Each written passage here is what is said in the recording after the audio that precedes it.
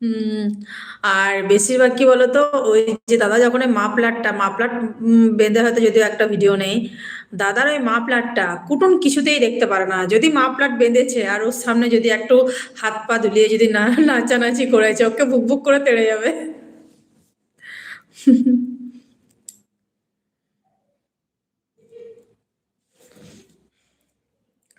তারপর একদিন কি হয়েছে তোমার,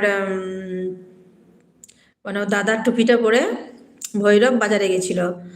এবার জানে যে ও জানে যে কোনটা ওর বাবার টুপি কোনটা কাকার টুপি, ও জানে খুব ভালো মতো। এবার টুপিটা যেহেতু দাদার টুপিটা পরে গেছে, টুপিটা পরে গিয়ে নিচে ওই চেয়ারের মধ্যে রেখে দিয়ে এসছে। কুটুন করেছে কি, দেখেছে যে বাবার টুপিটা তো নিয়ে চলে গেছে, ওই টুপিটাকে নিয়ে এসে তোমার এই ডাইনিং টেবিলে যেখানটায় বসে আছে আমি, পাশটায় গিয়ে চুপচাপ নামিয়ে রেখে দিয়েছে। নিয়ে তখন আমি বলছি, তখন ভৈরব বলছে, "আমার টুপিটা কোথায় গেল? দাদা টুপিটা আমি নিয়ে গেছিলাম, বাজার পরে গেছিলাম, টুপিটা কোথায়?" তখন মেঘা বলছে, "ওই দেখো মা, টুপিটা এনে দেখো চেয়ারের পাশে নামিয়ে রেখেছে, জানো ওটা বাবার টুপি।" ওই জন্য নিচ থেকে উপরে তুলে নিয়ে চলে এসেছে, নিয়ে এসে পাশে নামিয়ে রেখে দিয়েছে।